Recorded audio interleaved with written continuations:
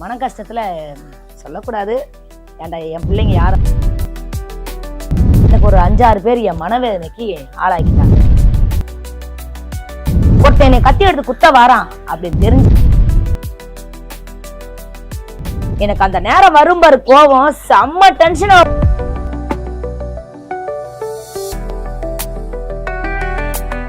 இப்போ பார்த்தீங்கன்னா இன்ஸ்டாகிராம்லேயே நான் பார்த்த உடனே எனக்கு ரொம்ப மனசு கஷ்டமாக, என்னடா இது அக்கா ஒரு சிங்கப்பெண்ணு எதுக்கு இந்த முடிவு எடுத்தாங்க அப்படின்ட்டு.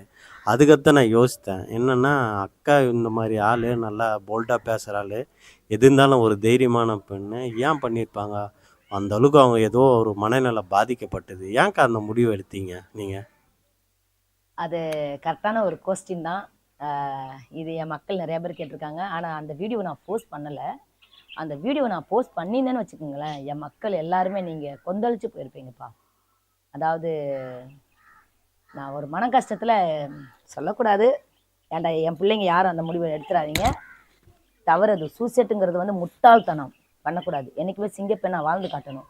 அன்றைக்கி ஒரு மன கஷ்டத்தில் என்ன பண்ணேன், இவ்வளோ தைராய்டு மாத்திரையை நான் அள்ளி அப்படியே போட்டுக்கிட்டேன். ஏன் நான் போட்டேன் அப்படின்னா, இதே சோஷியல் மீடியாவில் என்னைய என்ன பண்ணிட்டாங்கன்னா, மடப்புறத்து காளி அருள்வாக்கு கொடுக்குற பொம்பளை சாமி பேரை சொல்லி நீ பணம் சம்பாதிக்கிறேன்னு என்னை கேட்டாளுங்க. சில பேர் என்னை கேட்டாளுங்க. அந்த வார்த்தையை வந்து என்னால் சாமி சத்தியமாக சொல்கிறேன், என் மடப்புறத்து காளி அம்மா மேலே சத்தியமாக என்னால் ஏற்றுக்கவே முடியல. அந்த வார்த்தையை வந்து என்னால் சுத்தமாக ஏற்றுக்கவே முடியல. ஏன்டா என்னை வந்து யாருமே நீனு ஒரு வார்த்தை என்னை யாரும் சொன்னது இல்லைம்மா. என் புருஷன் 28 வருஷம் ஆகுது, ஒரு வார்த்தை தள்ளி நில்லு வா தள்ளி நில்லுன்னு கூட என் புருஷனை சொன்னதில்லை. அதே மாதிரி எங்கள் அம்மா, எங்கள் அப்பா, என் கூட பிறந்தவன் யாருமே சரி என்னை ஒரு வார்த்தை பேச மாட்டாங்க. எங்கள் அம்மா அப்பா என்னை அடித்து கூட வளர்த்தது கிடையாது. நான் வீட்டுக்கு செல்ல பிள்ளை. அந்த மாதிரி நான் அந்த வாழ்ந்ததுனால எனக்கு யாராச்சும் ஒன்று சொல்லிட்டா எனக்கு பயங்கர கோவப்படுவேன். நான் என் எதிர்க்க நின்றா குத்தி கொலை பண்ணிடுவேன். நான் செய்வேன். அம்மா தப்புக்கு போக மாட்டேன். தப்பாக இருந்தால் அவங்கள சும்மாவும் நான் விட மாட்டேன். கோவக்காரி தான் நான் சொல்லி ஆகணும். கோவக்காரி தான் அம்மா. உங்கள் தமிழ் செல்வி அம்மா பாசக்காரி தான். குறிவாக்கு கொடுத்து நீ பணம் சம்பாதிக்கிறேன்னு கேட்டாங்க. என்னால் வந்து அதை ஜீர்ணிச்சிக்க முடியல. அதுக்கு தான் நான் என்ன பண்ணிட்டேன், மாத்திரை அள்ளி போட்டு படுத்துட்டேன். ஐசியூவில் போய் 2 நாள் இருந்தேன். ஐசியூவில் போய் 2 நாள் இருக்கும்போது என் பிள்ளைங்க, எங்கள் வீட்டுக்காரர் எல்லாரும் அங்கே வந்துட்டாங்க. சோசியல் மீடியாக்குள்ளேயே என் பிள்ளைங்க போகக்கூடாதுன்ட்டாங்க. என் பிள்ளைங்க அன்னைக்கு பயங்கரமாக, எங்களுக்கு யாருமா இருக்கா உங்களை விட்டா, ஏமா அப்படி பண்ணீங்க, இதுக்கு காரணம் யார்? இன்னமே நீங்கள் வீடியோ பதிலுக்கு பதில் அவங்க வீடியோ போடுறாங்கன்னா நீங்களும் போடாதீங்கம்மா, ஸ்ட்ரெயிட்டாக நம்ம அவங்க வீட்டுக்கே போய் பேசிடலான்ட்டு சொல்லிட்டாங்க பிள்ளைங்க. அப்போ மூக்கில் டீ போட்டுருந்தாங்க. எனக்கு என்னால் பேச முடியல. போலீஸ் கம்ப்ளைண்ட் ஆயிடுச்சு. அந்த இருக்குது இன்னும் என் வீட்டில் போலீஸ் கம்ப்ளைண்ட் ஆயிடுச்சு. போலீஸ்காரங்க வந்துட்டாங்க. என்ன ஆச்சு வந்து என் பையன்கிட்ட கேட்கும்போது, நான் அப்படியே கொஞ்சம் பேசுவீங்களாமாட்டாங்க. நான் பேசுவேங்க. என்னப்பா பிரச்சனை? இந்த சோஷியல் மீடியாவில் எனக்கு பேக்கேடி போட்டாங்க. எனக்கு பேக்கேடினா எனக்கு 2 பேக்கேடியும் போட்டிருக்காங்க. வார்த்தையை விட்டாங்க சில பொம்பளைங்க. ஆனால் அவங்க பேரை கூட நான் சொல்ல மாட்டேன். ஏன்டா நம்மளை மாதிரி தான் அவங்களும் ஒரு பெண்ணு, அந்த மாதிரிலாம் சொல்லக்கூடாது. எனக்கு ஒரு 5-6 பேர் என் மனவேதனைக்கு ஆளாக்கிட்டாங்க. என்னை வந்து மதுரை மடப்புறத்து காளி அம்மாவுடைய வாக்கு கொடுத்து பணம் சம்பாதிக்கிறேன்னு என்னை சொல்லிட்டாளுங்க. என்னால் அந்த வலி தாங்க மாட்டோமே தான் நான் சூசைட் அட்டன் பண்ணிட்டேன் அப்படின்ட்டு நான் போலீஸ்காரங்க வந்து வாக்குமூலம் என்கிட்ட வாங்கிட்டு போயிட்டாங்க.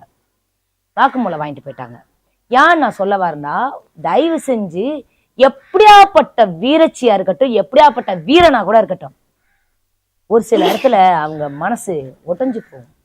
அவங்க மனசு உடைஞ்சு போனா என்ன பண்ண முடியும்? யார்கிட்ட பேச தோணாது, என்ன பண்றோன்னு தெரியாது. அந்த ஒரு செகண்ட் நான் அந்த மனவேதனை நான் அனுபவிச்சேன். ஆனா எனக்கு மனவேதனை கொடுத்தவங்க நீங்க நல்லா இருங்க. எனக்கு வந்த வலி உங்களுக்கு வரக்கூடாது. செல்வி அம்மா எப்படி தெரியுமா, நான் எப்படி தெரியுமா, ஒருத்தன் என்னை கத்தி எடுத்து குத்த வாரான் அப்படின்னு தெரிஞ்சாலும் சரி, அவனை கூட்டு வச்சு என் வீட்டில் ஒத்தப்படி சோத்தை போட்டு முதுகுல குத்தாத, நெஞ்சில் குத்திருப்போன்னு சொல்வேன். ஆனா என் கூட இருந்தவளுங்க என்ன பண்ணிட்டாளுங்க, என் முதுகுல குத்தினாளுங்க. என்னால் தாங்க முடியல. நட்புகளை நம்பாதீங்கப்பா. முக்கியமான விஷயம், நட்புகளை நம்பாதீங்க. சில பேர் உண்மையான நட்பு இல்லை தங்கங்களா. அதே மாதிரி சோசியல் மீடியாவை பொறுத்த அளவுக்கு வந்தமா வீடியோ போட்டோமா போய்கிட்டே இருக்கணும். அதே மாதிரி ஆபாசமான வீடியோ சில பொம்பளைங்க போடுறீங்க. அந்த ஆபாசமான வீடியோ போடுற பொம்பளைங்க என் கையில மாட்டினீங்கன்னு வச்சுக்கீங்களேன், உங்களெல்லாம் என்ன செய்வேன் தெரியுமா? நானே என்ன பண்ணுவேன் தெரியுமா? அவளுகளை எல்லாரும் செருப்பு கிருப்பெல்லாம் போடுவாங்க. இந்த மூஞ்சியை நம்ம பார்க்கவே கூடாதுன்னு பிளாக் பண்ணிடுவேன். சாக்கடைங்களா எவ்வளவு குழந்தைங்க பாக்குதுடி, பொம்பளைக்கு தானடி நீங்க, அறிவில்ல, சோத்தை தானே திங்குறீங்க நீங்க, அறிவில்ல. பச்சை பிள்ளைங்களாம் பாக்குதுங்கடி வீடியோவை. எனக்கு அந்த நேரம் வரும்பாரு கோவம், செம்ம டென்ஷன் ஆகும் உங்க வீடியோ உங்களை பார்த்தா. அப்ப ஆம்பளைங்க கேக்குறாங்கன்னா ஏன் கேட்க மாட்டாங்க? அப்ப கெட்டவளுக்கு இந்த மாதிரி வீடியோ போட்டா அதுல நல்லவங்களும் நாங்க வந்து வீடியோ போடும் போது அவங்க என்ன பண்ணுவாங்க, பார்வைக்கு எல்லாமே தப்பாதான் தெரியும். சில ஆம்பளைங்க நான் என்ன கேக்குறேன்டா, உங்களுக்கு உங்க வீட்டுல ஆம்பளைங்க எல்லாம் கேட்க மாட்டானுங்களா? அசிங்கமா இல்லையா உனக்கு? சோசியல் மீடியால வந்து என்னப்பா அசிங்கமா வீடியோ, அப்பா கடவுளே வேண்டாண்டி. ஏண்டி உன் பிள்ளைங்க பாக்குதுல்ல, உன் பிள்ளைங்க பாக்குது, உன் புருஷன் பாக்குது, உன் மருமையன் பாக்குறாங்க, மருமவை பாக்குறாங்க, அசிங்கமா இல்ல? சில பொம்பளைங்க செய்யற தப்பு எல்லா பொம்பளைகளுக்கும் கம்பேர் ஆயிடுது. ஏன் திருந்தி வாழு, இல்ல சோசியல் மீடியாக்குள்ள நீ வராத. ஃப்ரெண்ட்ஷிப்பை நம்பாதீங்கப்பா தயவு செஞ்சு. அம்மாவுடைய அட்வைஸ் இதுதான். கூட நல்லா பேசுறாங்க, நல்லா பழகுறாங்க, பின்னாடி போய் பேசுறாங்க. செல்வி அம்மா பத்தி இன்ஸ்டாகிராம்ல கேட்டு பாருங்க. ஸ்ட்ரெயிட் பார்வர்டு தான். நான் தப்புனா தப்பு, ரைட்னா ரைட்டு. இந்த பேக்கேடி என்னைய வந்து நான் பேக்கேடி போட்டேன்னு சொன்னாங்க. நான் கும்புற அந்த மடப்புறத்து காளி அம்மா மேல சத்தியமா அம்மாவுக்கு பேக்கேடி போடுறதுனால என்னன்னு தெரியாது. ஒரே ஐடி தான், வீரத்தமிழச்சி ரோசி அம்மா. இந்த இப்போ இருக்கே அதுதான். எனக்கு படிக்க தெரியாது. ஆனா ஒரு சில நேரம் கமெண்ட்ஸுங்க இப்பதான் கமெண்ட்ஸுங்க தப்பா வரும். அது சில பொம்பளைங்க, சில பேர் ஃப்ரெண்டுங்க படிச்சு பார்த்துட்டு தப்பா வந்திருக்கு காம்பாங்க. அப்ப நான் உள்ள போய் பார்த்துட்டு என்ன நினைப்பேன் தெரியுமா, கடவுளே மடப்புறத்து காளி நான் படிக்காததே நல்லதுதான். ஏன் சொல்லுங்க, எனக்கு படிக்க தெரியல, படிச்சிருக்கீங்கல்ல, கடவுள் கொடுத்துருக்கான்ல அறிவு. அந்த படிப்பு எழுத்து எதுக்கு யூஸ் பண்ணுமோ அதுக்கு நீ யூஸ் பண்ணாதான் நீ மனுஷன். படிக்காத மேதைங்க எத்தனையோ பேர் இருக்கிறாங்கப்பா, ஆனா படிச்ச முட்டாளி எத்தனையோ பேர் இருக்கிறீங்கப்பா. ஏன்பா? அழகான ஒரு படிப்பு கல்வியை கடவுள் கொடுத்துருக்கான், அதை தப்பான ஒரு வார்த்தைக்கு நீ யூஸ் பண்ணி தேகி அசிங்கசியமா எழுதி போடுறியே, அதெல்லாம் எவ்வளவு பெரிய பாவம். ஏன் அந்த பாவத்தை செய்யணும்? இந்த பாரு ஒன்னு சொல்லிட்டா, நீ செய்யற பாவம் துணியில வச்சு மூட்டை கட்டுற, அது உன்னோட போகாதடா பாவி. பொம்பளைகளுக்கு தான் ஆம்பளைகளுக்கு தான், அது உன் குடும்பத்தையே வாழையா பாதிக்கும். என்னைக்குமே ஒரு காலம் அந்த மாதிரி செஞ்சிடாதீங்க. அதே மாதிரி இன்னும் நான் சொல்லி ஆகணும், முக்கியமா குழந்தைங்கள கோயிலுக்குள்ள தூக்கிட்டு போறீங்கல்ல, தட்டி எழுப்பி பிள்ளைய தூக்கிட்டு போங்க. ஒரு விஷயம், கோயிலுக்குள்ள கொடுக்குற குங்குமத்தை நெத்தியில இட்டுக்கிட்டு அங்க கொட்டி வச்சுட்டு வாரீங்க, அப்படி பண்ணாதீங்க. அது வீட்டுக்கு எடுத்துட்டு வாங்க, சரியா? அதே மாதிரி கோயிலுக்குள்ள உள்ள என்ட்ரன்ஸ்ல போயிட்டு ஏன் தூங்குற பிள்ளைய தட்டி எழுப்பி கூட்டி போக சொல்றாங்க சொல்லுங்க? தூங்குற பிள்ளைய தூக்கிட்டு போக கூடாது. அதே மாதிரி கண்ணை மூடி சாமியை கும்பிடக்கூடாது, கண்ணை திறந்து சாமியை கும்பிடணும். காலில் உள்ள செருப்பை எதுக்கு வெளியே கழட்டி போட்டு போறாங்க? செருப்பு எடுத்துட்டு உள்ள போகக்கூடாது, தெரியல, கோயிலுக்குள்ள போட்டு போகக்கூடாது. அதே மாதிரி நம்ம மனசுல இருக்கிற வேதனை கஷ்டம் எல்லாமே அவளுக்கு மட்டும்தான் தெரியும். அங்க போயிட்டு புலம்ப கூடாது. ஒன்னே ஒண்ணு நான் வேண்டுவேன், நான் புலம்ப மாட்டேன், கையெடுத்து கும்பிடுவேன். என்னை பெத்த ஆத்தா, என் தாயை, என் மக்கள் எல்லாரும் நல்லா இருக்கணும், அதுல நானும் நல்லா இருக்கணும், என் வேதனை நீயே பார்த்துக்கோ, அவ்வளவுதான். நம்ம பிரச்சனை என்னங்கிறத அவ பார்த்துப்பா. பார்த்தாலே சொல்லுவாங்க பாருங்க சில அம்மாங்க, என்னடி ஒரு மாதிரியா உட்காந்துருக்க, என்னடி ஆச்சு, என்னடி மனசுல வேதனை, என்னமோ நினைச்சிருக்காளே என் பிள்ளை, என்ன பிரச்சனை அப்படின்னு யாரு கேட்குறாங்க? நம்ம அம்மா அப்பா கேட்பாங்கல்ல. அதே மாதிரிதான் நம்ம கும்புற தெய்வம், அந்த தெய்வத்துக்கு தெரியும் நம்ம குறை என்னங்கிறத. நீ மனசார உருகி கேட்டு வேண்டி பாரு, அது கண்டிப்பா நடக்கும்.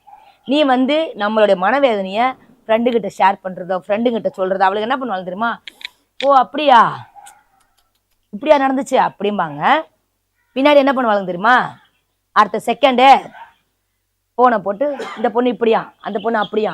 ஏன் தங்கங்களா, நான் என்ன சொல்றேன்னா, உன் மனசுல ஒரு குறைன்னு ஒண்ணு இருக்கா, நேரப்போ உன் குலதெய்வத்தை வேண்டு, ஒரு கருப்பத்தை ஏத்து, சாமியை கும்பிடு, அந்த கடவுள்கிட்டே ஒப்பட. எனக்கு எம்மதமும் சம்மதம்ப்பா, எம்மதமும் சம்மதம். எனக்கு ஏசப்பா ரொம்ப பிடிக்கும், இது நான் சொல்லி ஆகணும்.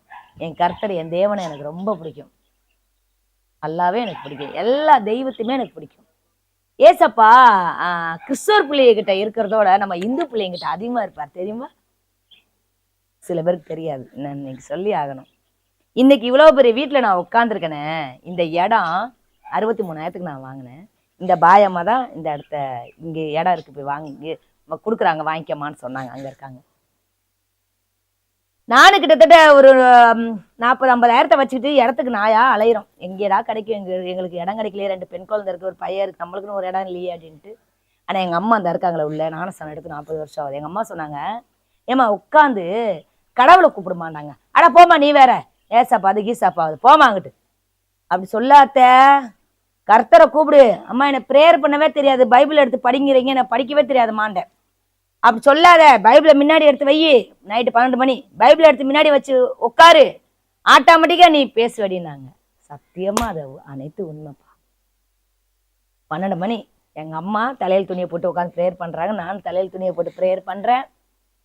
எங்க அம்மா அசந்துட்டாங்க. நான் பண்ற ப்ரேயர்ப்பா படிக்க தெரியாது, ஆனா அந்த பைபிளை பார்த்து நான் படிச்சேன் பாரு, நான் வடிச்ச கண்ணீர் அப்படி படிச்சிருக்கேன். எங்க அம்மா ஆச்சரியப்பட்டு போயிட்டாங்க. படிச்சு முடிச்சு அப்படி வேர்த்து விறுவிறுத்து உட்காந்துக்கிட்டு இருக்கேன். வெள்ளையா அப்படியே தூதர் மாதிரி வந்து வாசல் நிக்குது, என் வீட்டு வாசல் கேட்ல. இது இல்லை, அங்க நான் வாடகைக்கு இருந்தேன்.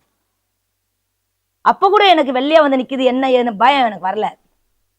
ஆனா மனசுல ஒரு நம்பிக்கை வந்துச்சு. நம்ம ஐயா ஏசப்பா கர்த்தர் என் தேவன் எங்கேயோ ஒரு இடத்த நம்மளுக்கு காட்ட போறாரு, நம்மளுக்கு நல்லது நடக்க போகுது. கண்ணு மிழிச்சு பாக்குறேன், எங்க அம்மா என் காலடிக்கிட்ட உட்காந்துருக்காங்க. இப்படி உட்காந்துருக்காங்க. நான் பெத்த மகளை நீயாத்தே, நீயாடி இப்படி படிச்ச, நீயா ப்ரேயர் பண்ண செல்வி, நீயா? எனக்கு தெரியலையம்மா, ஆண்டவர் வந்துட்டாருத்த, ஆண்டவர் உன் மேல உட்காந்துருக்காரு, இனி யாருக்கு வேணா நீ ப்ரேயர் பண்ணு தங்கம், கண்டிப்பா குணமாகும். காலைல எந்திரிச்சு குளிச்சுட்டு அப்படியே நடந்தே வந்தேன், பொடி நடையா நடந்தே வந்தேன். பார்த்தா இந்த பாயம்மா இந்த செல்வி இந்த என்னை கூப்பிட்டு சொல்றாங்க. இந்த இது வந்து சர்ச்சிலேயே நான் சாட்சி சொல்லிட்டேன். சர்ச்சு இங்க இருக்கு, அங்கேயே சாட்சி சொல்லிட்டேன்.